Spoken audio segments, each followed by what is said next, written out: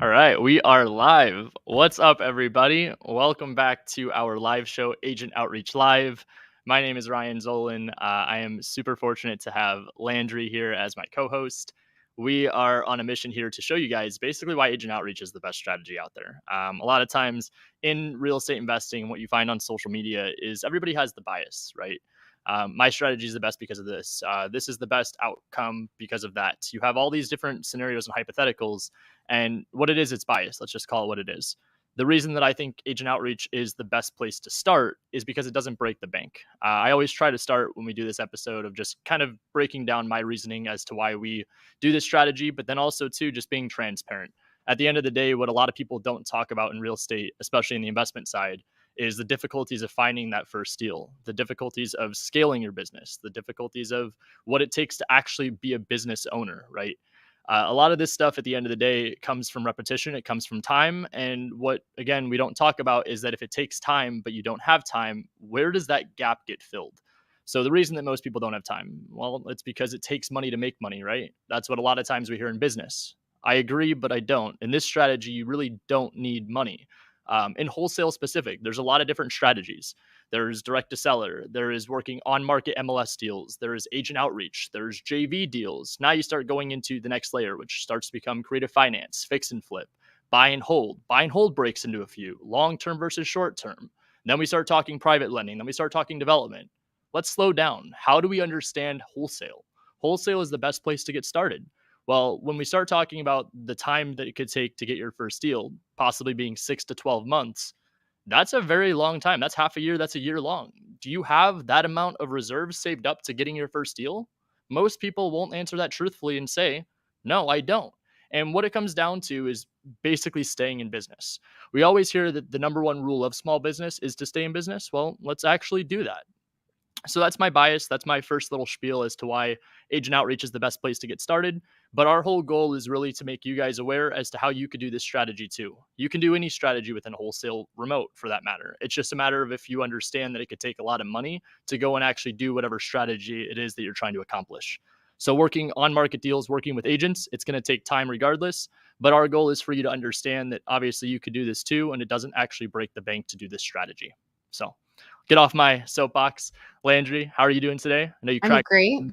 sparkling water, but Oh yeah. Oh my gosh. Yeah. I Spindrift. It's the best. I we drink were way starting up too the many of show these. and Landry's like cracking that thing open. I'm like, is that a beer? Are we partying on Agent Outreach Live Labor Day, carrying on to two? Let's do it. You So should see how many of these I drink though. I'm like, it's sparkling water. It's healthy still, probably not. But anyway, I love it. yeah, I love doing it. good. Just the day's been flying by and everything. So I'm happy to be on the show. How have you been doing, Ryan? No complaints. Obviously, last week we were gone. We had our pre-recording from when you were out here in Arizona, so we appreciate Hmm. everybody tuning in for that. If you haven't watched the replay, we did still have a show last week. I was just at an event speaking, so it was not live. But this week we're back in action. We've got a couple different markets for you guys to pick from, and if this is your first time tuning in, we want you to understand the structure of this. As I mentioned, it's transparency. We want to show you guys how you could do this too. With all that said, there are no rules. So if you have questions, if you have comments, if you have concerns, if you want to go through things together, make this an interactive show. Just comment below what it is that you're looking for. Is this a specific relationship? Are you looking for deals? Are you looking for an answer to a question? The more interactive you guys make this, the better it is for everybody as an experience.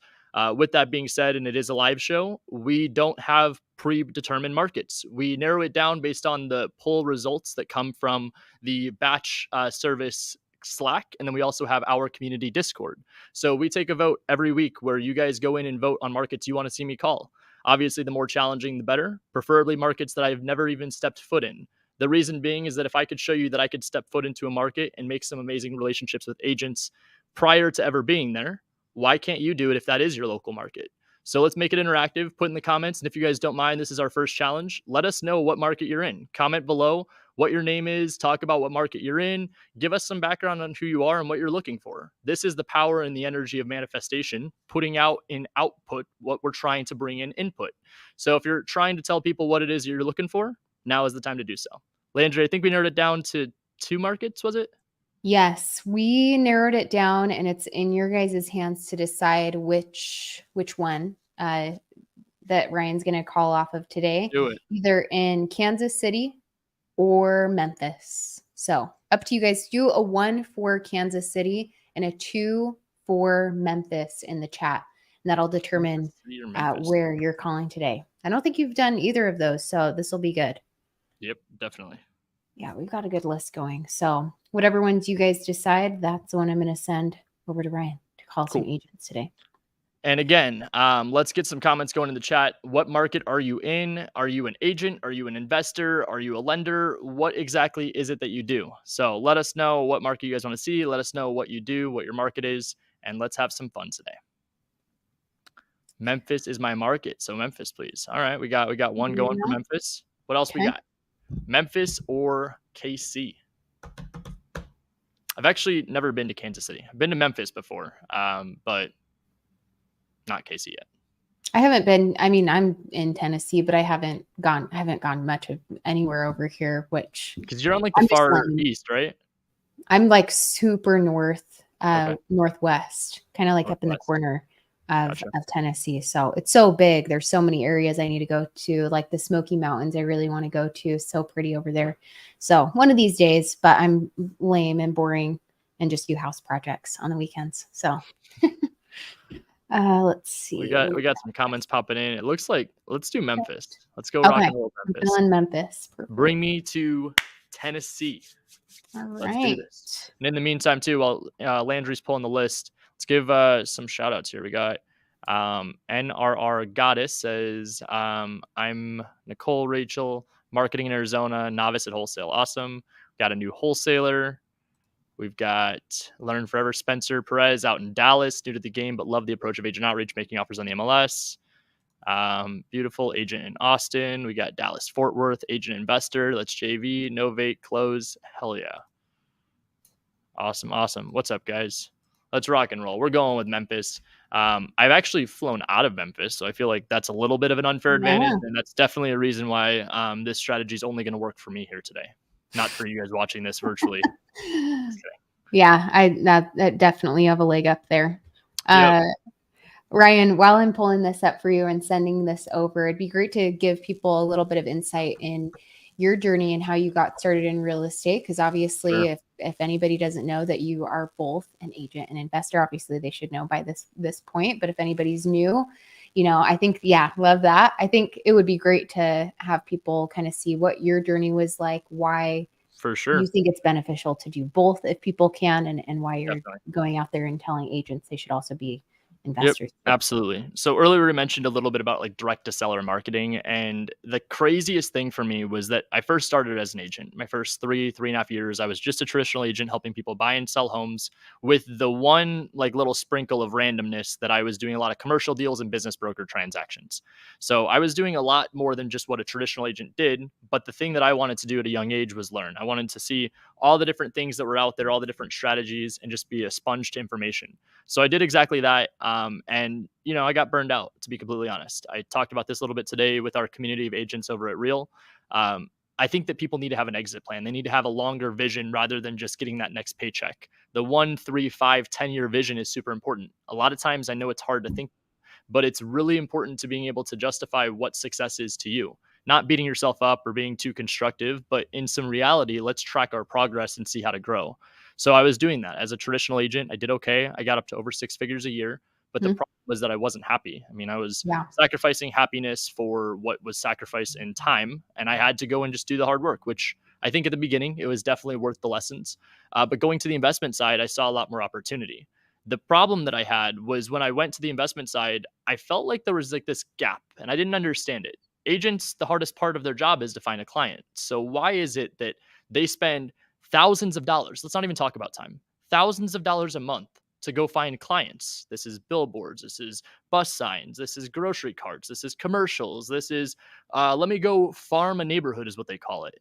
Okay, well, I get all that, but you're talking to random strangers hoping that the random person that you just generated from online is going to be qualified to buy or sell. Okay, I get it. That's marketing. Why on the investment side do they do direct to seller marketing and they spend tens of thousands of dollars? They pay for all the sales training systems, processes to learn a new skill set. But then when it's all said and done, what is the one thing that's a common denominator there? They have to spend money as well as time. So what I wanted to create was a community where people felt comfortable that we're agents learning how to become investors. Doesn't matter what skill set, what level you're at. And I wanted investors to understand that there is free resources out there, and there's people that are actually down in the trenches with you that are not just watching a YouTube video like this, getting a property under contract and justifying a crazy, absurd rehab amount or a ARV. So what I want people to understand with our community of agent investors is opportunities everywhere. And the punchline I always go to is that in both of those circumstances, direct to seller marketing and agents farming specific clients, you're talking to random strangers. So why wouldn't you want to talk to somebody that is like-minded, in the trenches with you, hunting for a deal just like yourself, and all be on the same page? What I think scares most people, aside from not knowing what they don't know, is that they feel as if there's something missing in this process. It's pretty cut and dry. Agent outreach, free marketing. The hardest part of being a realtor is to find a client. So if you present yourself as a client, possibly even let them represent you as a client, they get the commission paid for by the seller. You as the investor can get an assignment fee. You could also get paid on the back end by the buyers that you are working with. This could be joint ventures. This could be equity splits, profit sharing, something along those lines. Now, as an investor that's obviously trying to work with, or an agent trying to become an investor, you've got all the tools on the belt. Where I really get frustrated with some of the stuff that's taught and preached in real estate school is that they teach you of all the ways that you could lose your license. They don't teach you of all the ways you could make money losing your license. So with that, why not become the client? If the hardest part of your job is to find a client, somebody to either list a house for or to go and write offers for, why wouldn't you just spend your day writing offers for yourself? Obviously, much easier said than done. There's a lot of strategy behind it. There is some specific terms and ways that you go and present yourself to these agents. But if all you were doing was submitting offers day after day after day, congratulations, now we're into agent investors modules. This is what I call green time. Green time is the hardest, in my opinion, thing to create when you're first starting off in business. Green time is actual money-making activities. Why would it be difficult? Well, there's social media. Everybody's crushing it on their highlight reels. There's 50 million different strategies. We named like 10 of them at the beginning of the show. There are so many different things that are going to pull me in different directions, and excuses or variables or whatever you want to call it in your personal life. Those are all things that hold you back. So why not go out there and stay consistent with just this strategy to start? Let's get some income in, and then we could figure out what we want to do. So if green time is just money-making activities, let's get real. It is going and submitting offers. Doesn't matter on market, off market. Doesn't matter verbal, written, LOI. Now we have to understand the next piece. It's going to be just talking and building relationships. Relationships are the backbone to every business. I don't care what industry you're in. Yes. So if all we're building is relationships with agents and we're submitting offers on the MLS, and that's the primary focus of your green time, the only missing piece here is finding buyers. That's it. That is about as cut and dry as this strategy is, without going too far into detail of what paperwork you need, how the conversations look, and obviously a little bit more just fine detail. But with that said, that's why we're here today doing agent outreach. I want to show you guys what the conversation looks like, the initial conversation looks like with a prospective agent that you want to work with.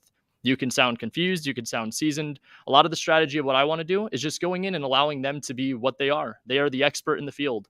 I need them to be my eyes and ears on the ground. I want them to tell me what areas are great to be investing in. I want them to possibly even help me with underwriting properties. The most important piece is that they have opportunities in potential deals. We're not shooting the shit. I'm not sitting there going and grabbing coffee. I'm not setting up another Zoom call. I did that once already.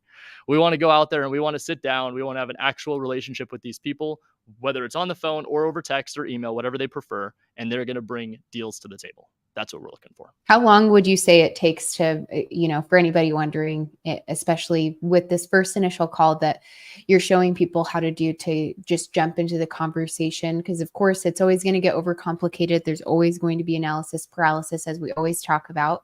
So for anybody that might be wondering, how long do you have to keep this up? How often do you reach out to these agents if they're not bringing you something, if they seem like they're into it, but how often would you reach out to them? How long would you say it takes for anybody that's like, well, I don't know, how many times do I need to call to maybe see a deal? I think that in anything in business, the bigger the problem and the more value you provide, the more money you're going to make. So what is problems and what is that? It's usually time.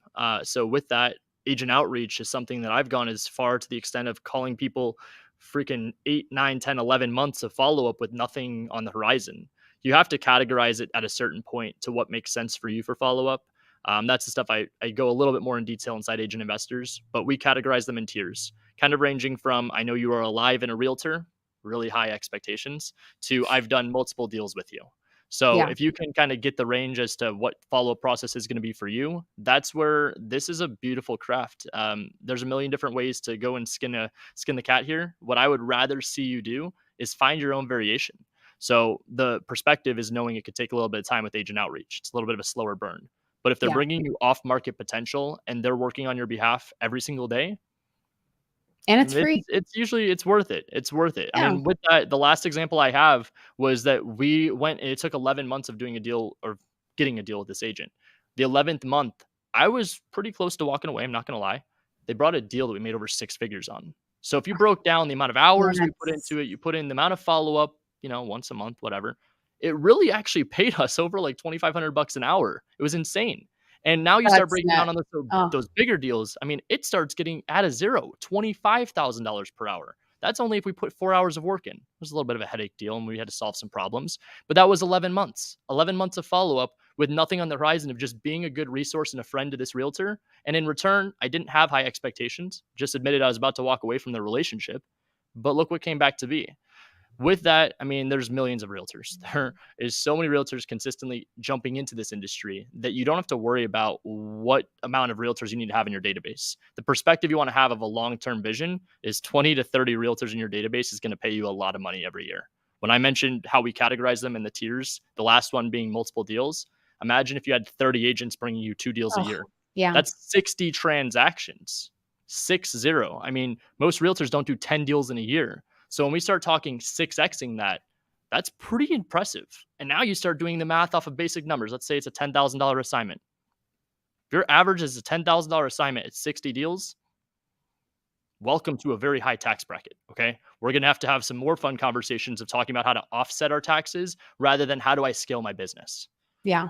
With that, I mean, obviously it takes time. Everything takes time. It doesn't cost you money, which is where this is sexy. But then agent outreach, I don't know. I feel like the mix of that with MLS, I always found that there were no 2 days that were the same. My Yeah. KPIs might be similar, but the conversations that I had yesterday are so drastically different than the ones I'm going to have today. And that's why I love doing shows like this. Throw me in a random market, give me some numbers. I don't even know where I'm at in Kansas City, to be completely honest. I don't know any zip codes. I don't know any cities. I know the Chiefs are out there, but like, We're calling it Memphis. we're calling Memphis. See, that's where Yeah. I'm at. It's the day after See, today. there you go. Memphis. See, you could. How about you call and pretend like Hey, what's we up? Is pulled this a an agent in listing. Kansas Hey, is City? this? Yeah. No, but that's okay. No, we're fine. See, we're fine. It's Memphis. See, It's yeah. totally See, it different. doesn't even matter. I'm gonna show people real quick, just so you guys have an idea. If any of you guys are new and you're like, okay, you're just pulling a list of agents, like what's that about? Of course, everything is blurred. If you guys want to, I got a lot of really great feedback from our pre-recorded one because we blurred everything, but it was. We went through everything, like how to export because we could move around and we had people edit it, of course, since it was a recording. But all we're doing here is going into batch leads, and you guys can try it out too. Just go to batchleads.io/Zolin. You guys can check it out. 7 days, give it a try. If you guys get into the batch community, and I'll make sure you guys have the link for that later today too. You can message me in there and I will show you anything you want within this system and make sure you have a good, feel confident with it. Cause there is a lot you can do in here, but basically what I did for the list, and I just sent it over to Ryan so we can start busting out some calls, is I went into agent outreach. I went into my filters within this area. I typed in, I can't show you guys the list, of course. I hope that I pulled Memphis, Tennessee. I did do Tennessee. I was like, not New York. I'm going to call someone random and it's going to be Either a way. great conversation. Yeah, either way. But I pulled up Memphis, and this has been a really good list in every market so far, is looking for active agents. And maybe before you call, that's the last thing I'll ask you to touch on, Yep. Ryan. If anybody's like, what do I filter? Like maybe we can go over just even, I think there was another thing too with like when you were trying to break into something else with agents that are doing a lot of volume within the year. Like, why would you be searching that? Why do we care about finding active agents? Like, what's the point of filtering this out, and how can that help? So, it's like the $1,000,000 question, I think, with data. It's what's the easiest list to pull? What's the best route to go? What's the path of least resistance? I get it. I think that, again, not trying to be glass half full kind of guy 24/7. Let's be real. I think that in this strategy, It doesn't really matter the experience level. I think the active agents are going to be great resources. I could make the same argument that somebody that's never done a deal before is probably hungrier than a seasoned agent too. So the beautiful thing about what Batch did, first off, let's just acknowledge the fact that we have lists of data from realtors. There is not a better software out there or a better website to go to that can offer you data of real estate agents. I've been begging for this and they did it. Like, this is something that we take advantage of. We're pulling data every single week of realtors in our markets. Now, why is it that I do it every week? Because we don't need to go pull the entire list up front. What we're looking for is, I just said 20 to 30. So do I need to go pull 30,000 realtor records? No, that's kind of crazy. I think what you should do to start a week, let's start with 1,000. Can you just contact 1,000 agents? A good majority of them probably won't answer, but let's try to find the people that doesn't matter if they're active or new or what their experience level is. Let's find the one that's willing to work with us. So one of the things that we can filter out is based off of how many active listings they have. We could filter it out based off of how many they've sold. We could filter it out based off of the volume sold. We could filter it out almost as just a Rolodex of realtors that we could contact saying, I want to look up John Doe, and it will pull up John Doe's information. So if they are a licensed realtor, granted, again, they're public information. It should be pretty easy to find them. It's nice that you don't have to leave the website you're on.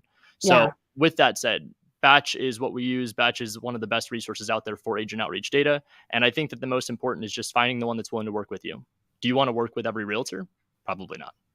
Yeah, exactly. So you guys will jump in here and that's it. That's all I did to pull today's list. And then it pulls it up like this. And then we go through it. And one other thing with it is that if you are not wanting to save too many agents, you get all of their info, their phone number, direct phone number, everything. You don't need to skip trace anybody. You don't need to save them to get their info. You could even just really just heart the people that you're like, cool, I talked to Nick. That was a good conversation. Save it to your account. And then instead of having like these big lists. So find a way that works for you, but you can keep it all in one system and not have to have a headache. So anyway, let's call some agents. Let's go.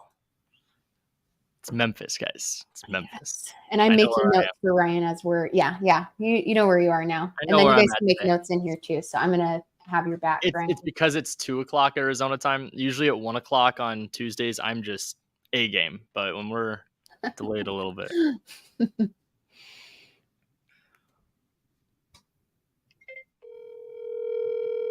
Hear that all good? Mm-hmm.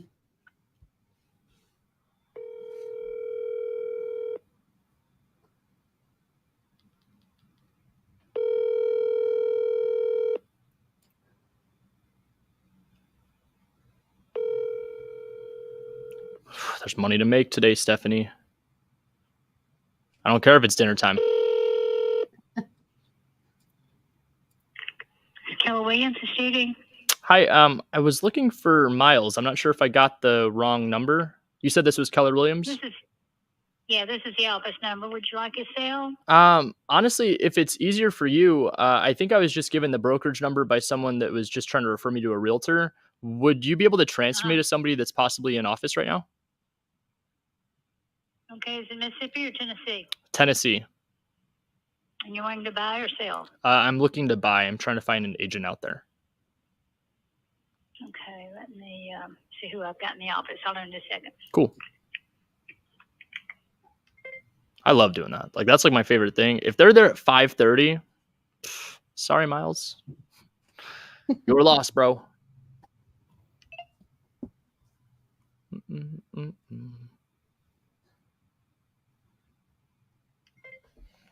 Do. Need like that, like background music on. So anyway, what we're doing right now is we're waiting for the receptionist, that was what that number was, to get us somebody that we can contact. The reason that I did this approach rather than saying, oh yeah, I would love Miles's. I'm sorry, I don't have an agent in the office right now. No worries. I know it's dinner time. You to Miles? Yeah, let's do that. Okay, I'll transfer you to Miles. Thanks. Miles, you got a second chance, buddy. But typically what I want to do is I want somebody that's in the office currently. Granted, I'm being mindful, it's 5:30 there, so it is dinner time. Most people are out for the day. What I want to find is somebody that is going to be willing to answer the phone, somebody that's hungrier than the next realtor assigned to them. We're looking for off market. I'm looking for on market. I'm looking for them to go into the office the next day with a billboard on their head that says, I'm looking for deals ASAP, and it's for their client, that's me. One of the funniest flexes that I find for realtors is when they claim that they have investor clients. And I'm like, okay, okay. Like most of them are probably wholesalers. It's fine. But that was something that as an agent, when I was just looking at another agent, it was a true competitive mentality. It was like, oh my Yeah. gosh, they're better than me because they have investor clients. They're way more. Oh, yeah. So for us doing this, I mean, I want to find that hungry agent. I don't care if they're new. I don't care if they're experienced. The only thing that ended up happening here was that we're getting transferred to Miles anyway. It's all good. We're going to see if he answers. If not, no sweat. I don't usually recommend leaving voicemails. It's kind of a weird concept. And obviously you could double dial. I have some people that like to triple dial. Please leave your message. I don't leave voicemails in this case because there's a million other realtors and I could find one that's going to answer the phone. Again, being extremely mindful that we are 5:30 p.m. dinner time. Some people aren't going to answer their phone. But do you know what happens when you don't and you're a realtor and this is your entire livelihood? You miss opportunities. It's not a bad thing. It's not me trying to be like, ah, ha, ha, I got Miles. I just don't care enough. I have to find people that are going to answer their phone, that are going to work for me, that the minute I have opportunity, and they do too, the correspondence back and forth is relatively quick. So we're going the next one. We might have to go OKC, honestly. I know. Yeah. Oksana speaking. Hi, I don't want to butcher your name. How do you pronounce it? Oksana. Oksana. Nice to meet you. My name is Ryan. I'm trying to find an agent out in the Memphis market. I'm not sure if I have the right number. You do. How can I help?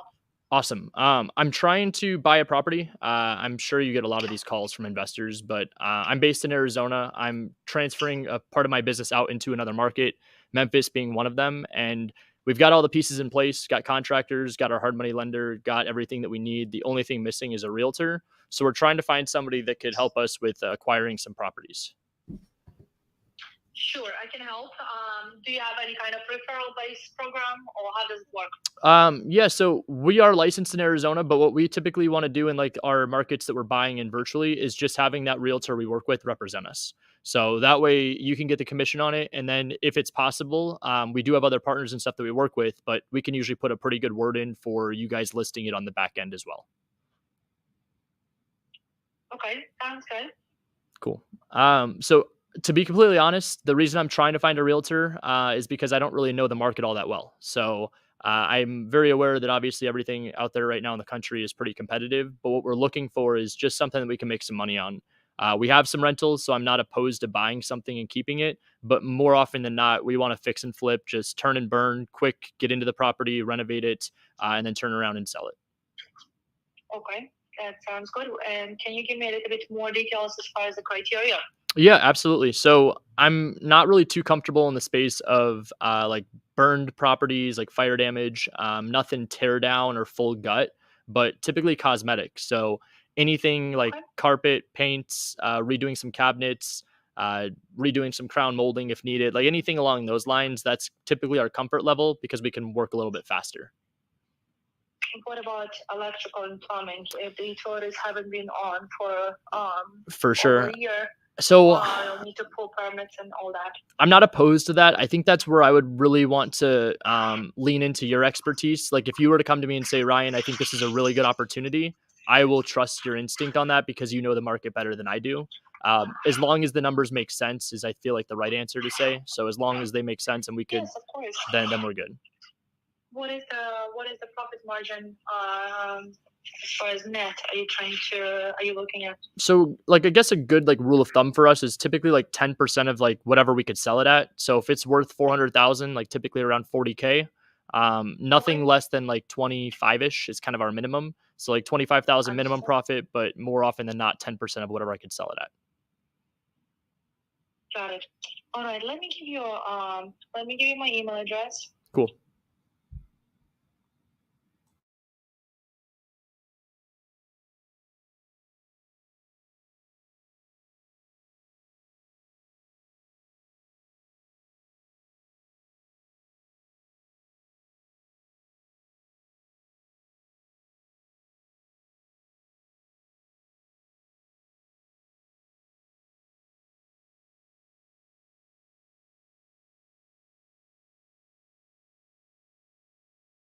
Can you do me a favor too? Can you text that over to me just so I can make sure that I can? Yes, of course. Perfect. And thank you so much. I really appreciate it. I'm sure you're super busy, but I don't want to waste your time. So anything you come across, we're ready to pull the trigger ASAP. Okay. Awesome. Good. Thank you so Sounds much. good. I'll save your contact in the bio list. Perfect. Thank you so much. Bye. Thank you. All right, guys. Well, first off, we lost Landry. She texted me and said they're having a bad storm. So that's also part of the reason why we're not getting some realtors answering the phone. It's all good. It's the name of the game. As you could see, that conversation was beautiful. It was a great flow, great ease. Some of the things I want to point out. Did you notice that I didn't use the verbiage of like ARV? I didn't talk about wholesale. I didn't go in there. She did catch on. She's like, well, do you guys do like a referral program? Because she didn't know if I was the investor or if I had an investor. That's what she was asking. But not mentioning ARV was one of my key things. I told her whatever I could sell it for, typically 10%. So when I used a $400,000 reference point for what we could sell it for, when I said 10% of ARV, well, I said 10% of what I could sell it for, 40K is a pretty good average as to what most people want to make on a flip. Great question, Ken. And I really want to reference this because this is kind of the point I was leading into. If it's that easy, why don't more investors do this? Well, a lot of investors do. And a lot of people are catching on to this and they're making this their primary focus. Where I think a lot of people don't, I don't know if it's like just the way it's portrayed or what, they don't do well with this is because it's imposter syndrome. You're trying to go in there and say, well, Ryan, I've never flipped a house or own rentals. I can't do that. So don't say you did. We're not trying to go out there and lie. I'm not telling you to go fake it till you make it. Go in there and tell a story. The thing I want you guys to take away from that phone call was that if you could go back and watch that replay, I matched the tonality. I was straight to the point and I didn't waste her time. But then the way that I said things was comprehensible for a realtor. I didn't go in again mentioning ARV. I didn't talk about cost of renovations. She had some very high level questions asking about electrical and plumbing. She was asking about some major ticket items. Those are great. I told her what I think the right answer is that if the numbers make sense, the numbers make sense. These conversations, in my opinion, are quite frankly the easiest conversation you'll have in this industry. The reason being is that you understand the gap being bridged between agents and investors. The hardest part of being a realtor is to find a client, while the hardest part of being an investor is to find a deal. Agents find deals, investors buy them. Let's work together. So that's what this is. It is a phenomenal strategy. That costed me nothing more than 10 minutes. 2 phone calls, 3 phone calls. Let's keep going. What did I miss? I got a deal. I closed it. We made $1 million.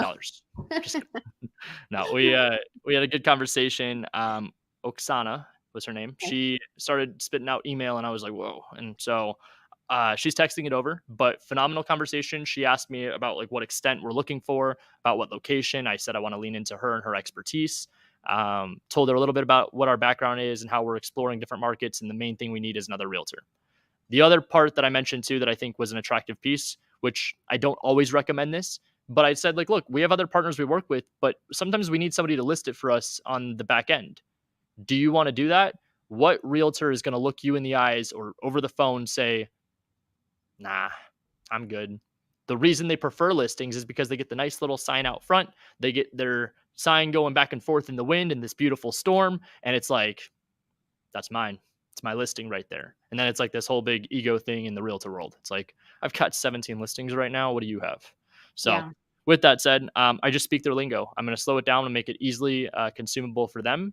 And then from there, it's just up to them to go bring opportunities. The hardest part of this, like after you have the conversation, is them actually doing the follow through. That's where we break it into a different tier system and how often we follow up with them, because you can see relatively quick at a certain point, it's going to be impossible to follow up with thousands and thousands of realtors unless you have automations in place, you have a system that keeps you organized and you stay consistent within that system. So, okay. So to touch on that, because that's a great point, and there was a recent question about just in general following up and everything is, so if somebody's looking for a flow or to get started with kind of a step-by-step type deal, give them a call. If they do follow through, then go from there. If they don't, would you try to reach back follow up out with them afterwards? Absolutely. Okay. So even if they're like, I'm going to send you something, a day passes, they haven't sent anything over, just follow up, make sure, you know, that they remember it and everything. And I prioritize people that bring potential, even if it isn't a deal, more than I value the people that, if this case right here, I have her email. I don't want to like shit on her game because it was good. She played it good. but you never give the client your email. You ask the client for their email so that you could follow up with them. You set the expectation of when you're supposed to follow up with me. What's my availability? You work for the client, not to be some like entitled little snob dude that sounds like, oh, you're my realtor.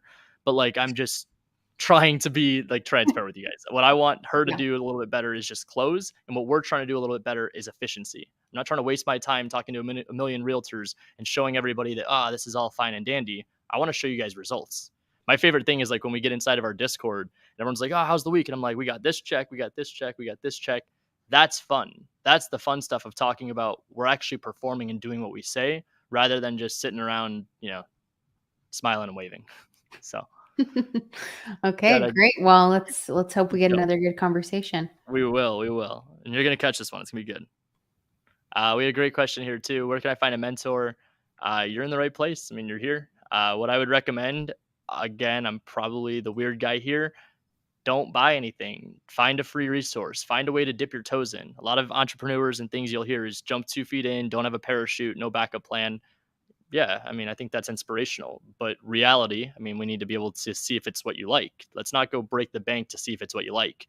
Let's dip our toes in the water, see if it's warm, and if you want to go for a swim. So I would check out our Discord, agentinvestors.com/Discord will bring you there. But we have a community where we do free coaching calls every single morning. It's ran by Patrick Conley. He's an amazing human being. We've personally trained him and watched him grow, and what he does for the community is unmatched. So if you guys are looking for free coaching and free mentorship, that is a great place to get started. Agentinvestors.com/Discord, yeah? Yes, ma'am. I'll throw the banner up while I'm calling the next one. Okay, cool. All right. Calling Chris. It's going to be the best call I've ever had.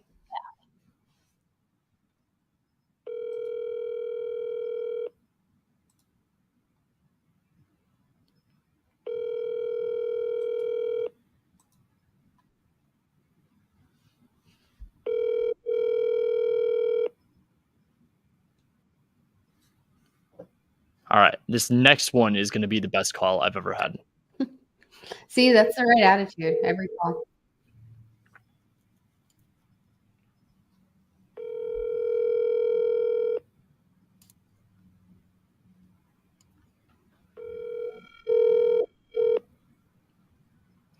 We're going to keep going. We're on to Andrew. Also, too, just make sure you guys are aware that doing this, you want to be mindful of the markets you're in. So right now we're calling in peak dinner time. So if we don't get as many responses or answers, it's all good. This is where if you are on the East Coast, you're working the East Coast, if I had to give you what time to call, I think 9 to like 4:30ish, 5 o'clock is great. At a certain point, if you feel like you have to communicate with them, do what's best for them. So if you haven't talked to them before, send a text. I don't recommend an email, but what I would highly advise is just being aware of your surroundings. So don't contact an agent at 8 o'clock at night and expect them to be all happy with you. You could send an email at 8 o'clock at night, but expect a response the following day. Cool. We are calling Andrew.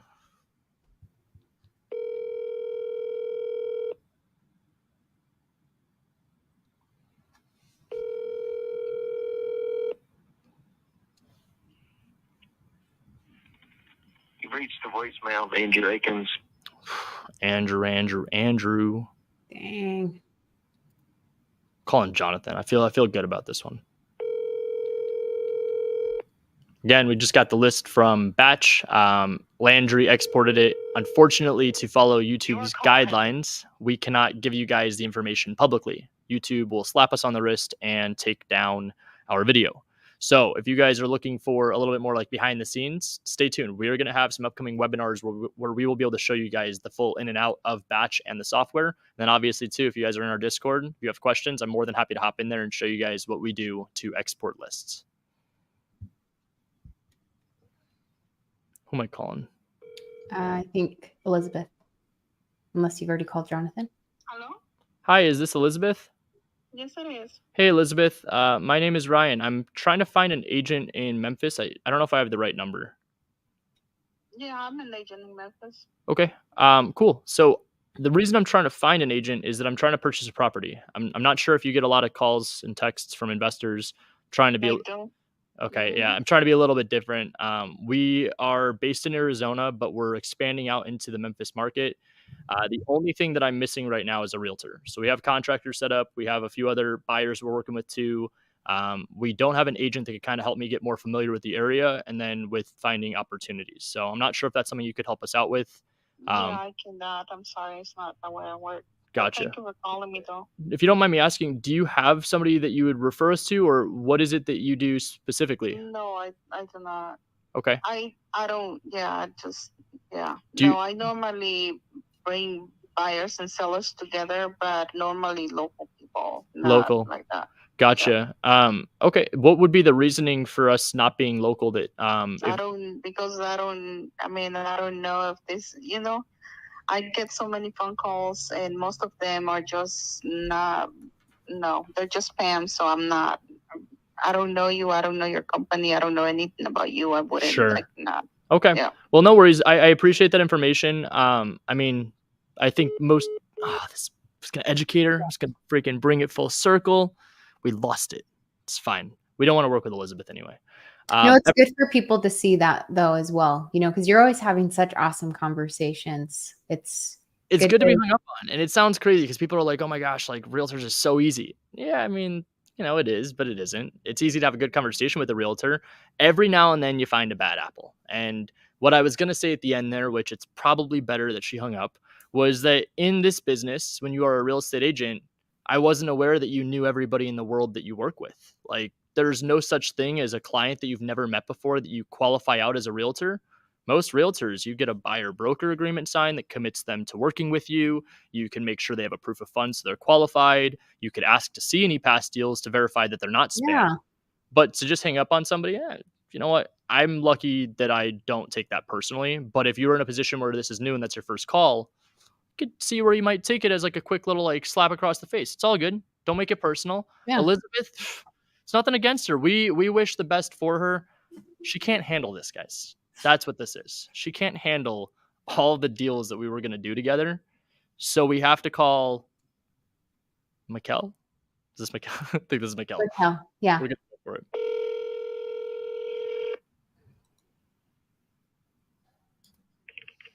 Keller Williams is Judy. Hey, Judy. I'm trying to find Mikkel. I'm not sure if she's in office. Mikkel McGee. Yeah. Okay. Is this the same girl? I can give you a cell number. Could you transfer me to her? Sure. If she doesn't answer, though, please leave a message because it'll show my number on her caller ID and she won't know how to call you back. Gotcha. Sounds good. I appreciate it. Okay. Hold on. Pretty sure it's the same receptionist. I think so. I'm like, hello, it's me again. Do you have Mikkel this time? Oh my gosh.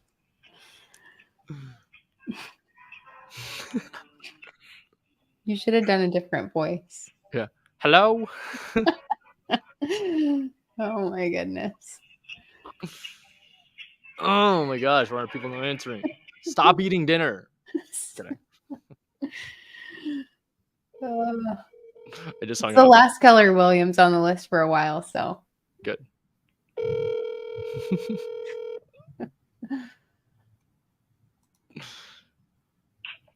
This is Randall.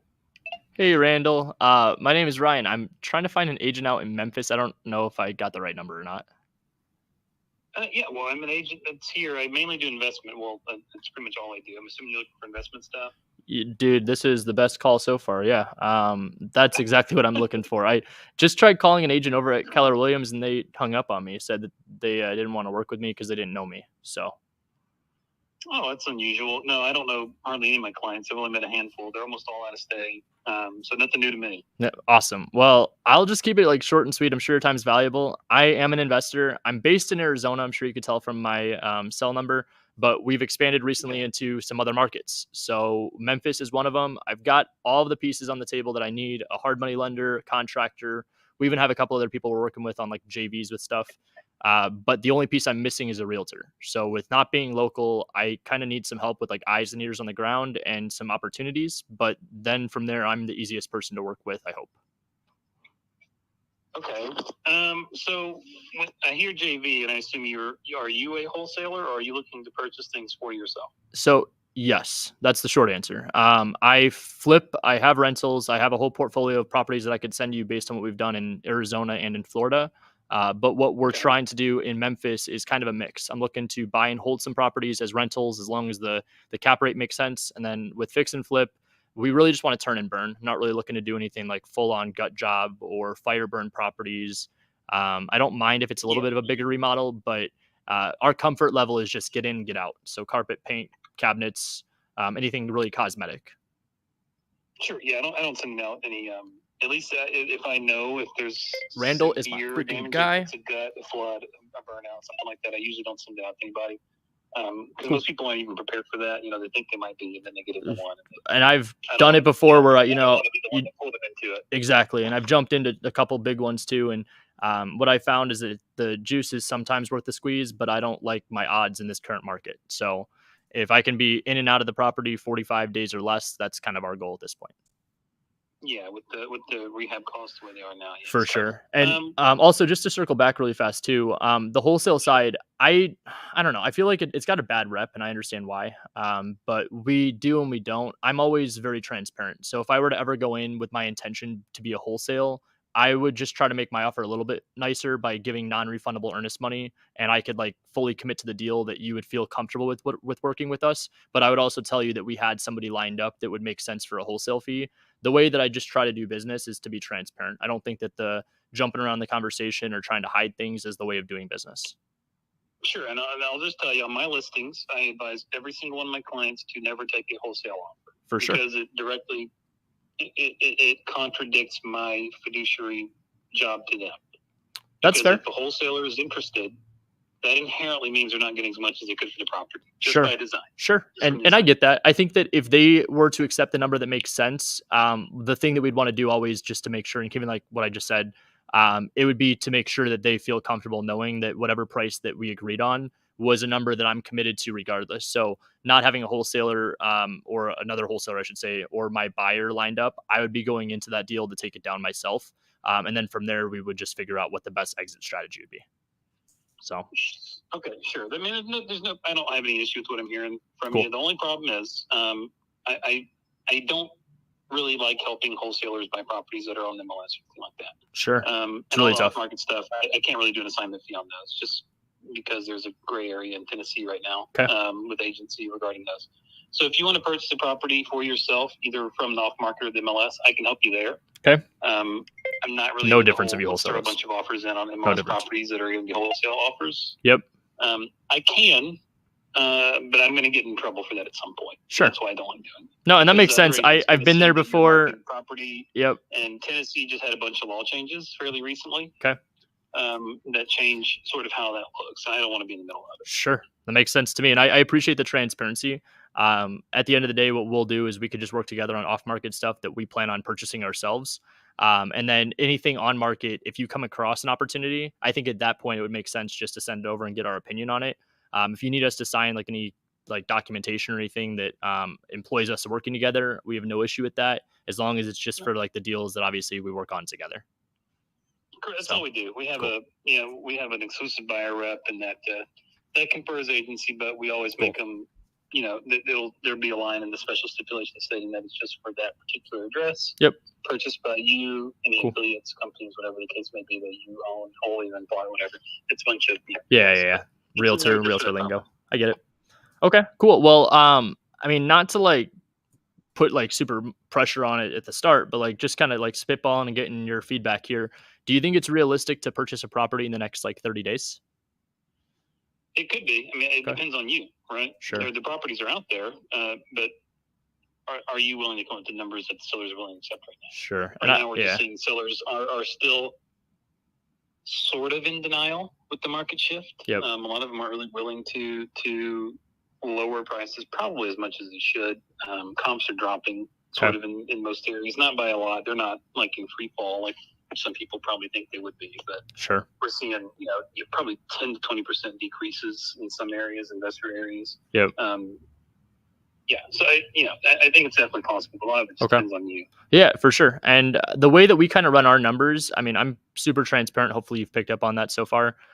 We're typically running it like whatever the like after it's all fixed up and like renovated, what we could sell it for, we typically start around like 96% off of that number, just to kind of account for some closing costs, holding costs, miscellaneous fees. Sure. Then we take off the cost of our renovation. And then good rule of thumb is we like to make like 10% of whatever we could sell it at. So if I sell it at $400,000, $40,000 is what we'd like to profit. So when it's all said and done, if you're like a numbers percentage kind of guy, ranges typically from 65-ish% up to like high side 75%. But that's just based on like depending on the property. So if it's do you have a price limit? Comfort level is like under 500.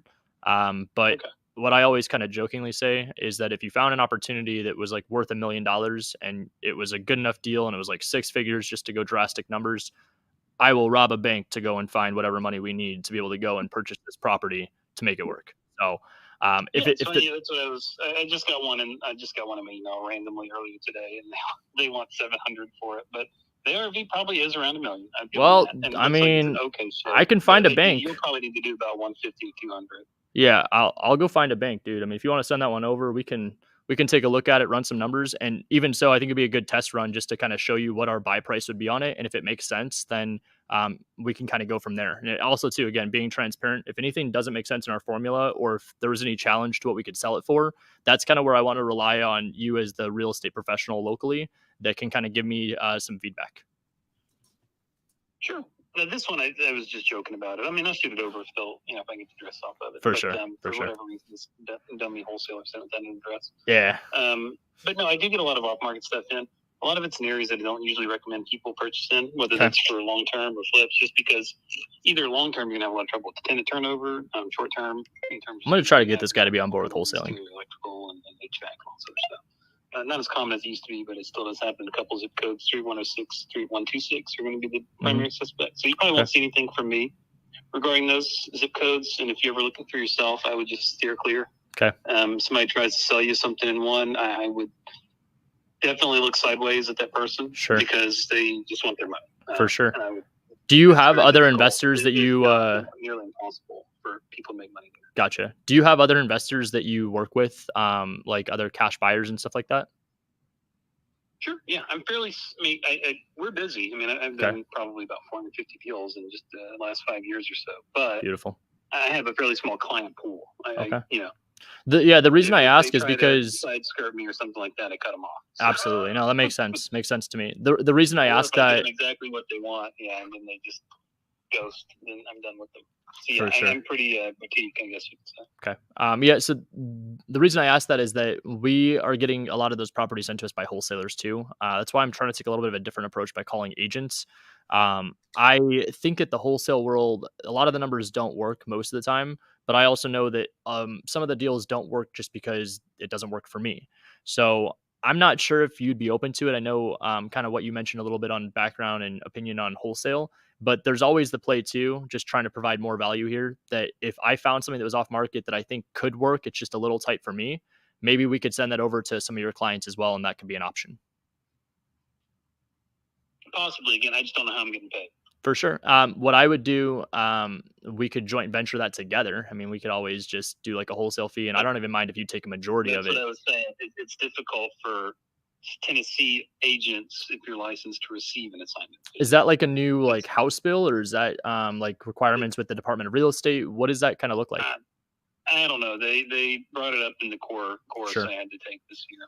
Yeah, no, I get it. Be very wary of doing that. And then someone just said they just accepted a $10,000 assignment fee.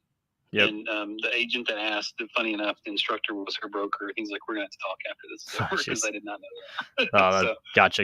Well, yeah, we definitely want to keep it above board. Step it for a little bit. I usually just charge buyers the commission. Okay. But if there's barely anything left for it, well, and that's what we could always do too. We could always do like a I'll pay commission to you. As long as it runs through commission, it's all that matters, right? Okay. If it's set up like a JV, but it's not an assignment fee, Sure. It just goes from you to them. And you're offering me a commission, as Absolutely. long as it's labeled as a commission on the HUD and goes to the broker. That's pretty much all that matters. But I can't get paid from something called an assignment fee. All right, Randall, you're never going to get an assignment fee from me. You'll get commission, and I will be the one that pays it. Yeah, we can certainly try it out. I Cool. can always give it a shot. I send out lots of, not a lot. I send out probably 5 or 6 off-market properties to my clients a week. Those are the ones that have already been pre-vetted. Generally, they should work for somebody. Awesome. Maybe not. Well, but at some point, somebody should like them. I don't know if it's too much to ask, but is it possible that when you get those properties, you could text them over to me? That's probably the best form of communication for me. I can try texting. I recently found out you in some update made it where I can mark text as unread, but stuff will get buried. Sure. And to be honest with you, I don't text a lot of people. I either pick up and call or email. Okay. Yeah. So whatever's easiest for you then. Email's going to be the most likely. Let's do that then. Is this the best number to text you what my email is? Yeah, you call my cell, right? Yeah, the 5843. You call my cell. Cool. Yep, that's it. Okay, perfect. I'll send you over a text of my information, and I really appreciate your time today and all the info. I will make sure that we are super respectful of your time, and then if there's anything that pops up, just feel free to keep me in mind. Sure, no problem. Awesome. Thank you so much. I really appreciate it, Randall. Yeah, thank you. Nice talk with you. Nice talk, buddy. Thanks, Randall. It's a great talk. Okay, so talk us through that. So basically, I usually don't recommend keeping the conversation that long. I feel like because transparency. So we had 5 minutes left. I was like, I'll keep it going for another couple minutes. But also, I wanted that one to be really instructional and educational for you guys. The instructional piece. Notice how I try to take control there. I'm like, hey, is it too much to ask for you to text me? I'm getting a feel for what his style is. Well, oh no, I just pick up the phone and I call or I send an email. Perfect. If you didn't write that down and make a note, that was something that I made a note of. He wants to communicate through email like a true realtor. Obviously, he said he works with investors and he specializes with that. I was able to go in and even make a comment about, okay, well, why don't we JV deals with your buyers? Oh, it gets scary. Okay, no, you're good. I'll pay you a commission if that's what we're going to call it. A commission, just so you guys know the difference between a commission and an assignment fee. A commission is only legally being able to be paid if you are a realtor. So a realtor can collect a commission. The downfall is that even if it's an off-market deal and you're charging a commission to buyer or seller, it's run through your brokerage. So what that means is that the brokerage, similar to a government style, says pay up. 25, 10, 15, 5. Yes, there is 100% brokerages out there. The reason they typically do that is because they want to go in and have dictation. They want to tell you what you can and can't do while also getting their fair share on the deal. So if he wants a commission, he wants his broker to take a piece of it. You got it, broski. I will make sure that you get a commission. You will never get an assignment fee from me. If that's what makes him feel comfortable, great. I also heard him say he dropped 4 or 5 listings or off-market opportunities to his investors per week. Ding, ding, ding. I want it. He said, hey, I've got an off-market deal. It was just sent to me $750. I think ARV is $1 million.